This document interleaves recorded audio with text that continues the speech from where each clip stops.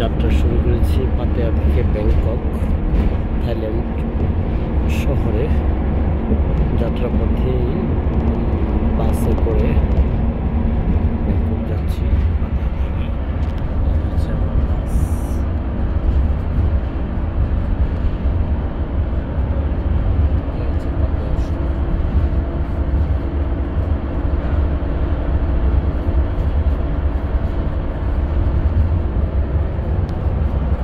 জীবনে দেখার কোনো শেষ নেই, বোঝার কোনো শেষ নেই।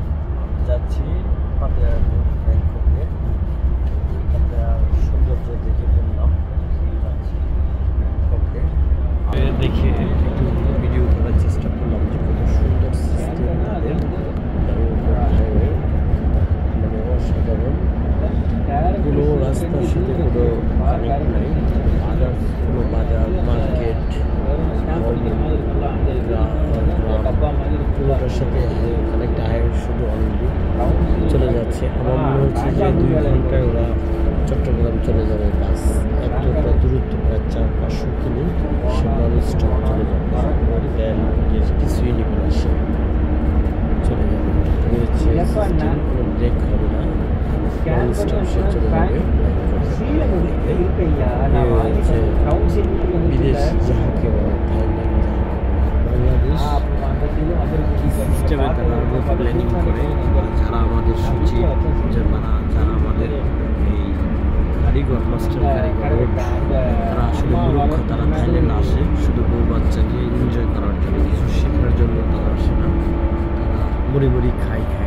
আমাদের বাংলাদেশে যে শিক্ষিত সচিবালয় যারা আছে সবগুলোই মূর্খ, স্বশিক্ষা শিক্ষিত না, সুশিক্ষা শিক্ষিত না।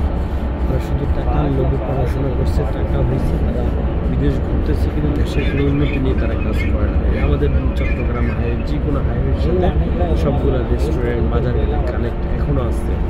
এটা আমাদের দেশে কেন কী করতেছে জানি না। প্ল্যানিং ওদের সাথে যারাই আছে বা বাংলাদেশ সাধারণ যে প্ল্যানিংয়ের সাথে যারা জড়িত, তাদের কঠোর শাস্তি হওয়া আছে। দেশে কেন মানুষ আসে, কেন আসলে আর যেতে চায় না, তার একটাই কারণ, তাদের চলাচলের সুন্দর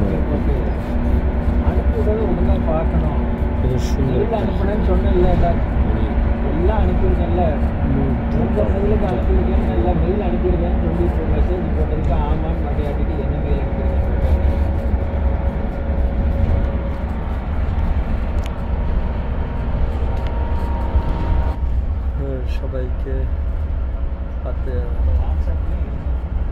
ব্যাংকক হাইওয়ে থেকে আল্লাহ হাফেজ। সবাই ভালো করে হাবিব ব্লগে লাইক এবং শেয়ার করবেন, আমার জন্য দোয়া করবেন। আমি যাতে অতি শীঘ্র ভালো ভালো দেখতে পাই।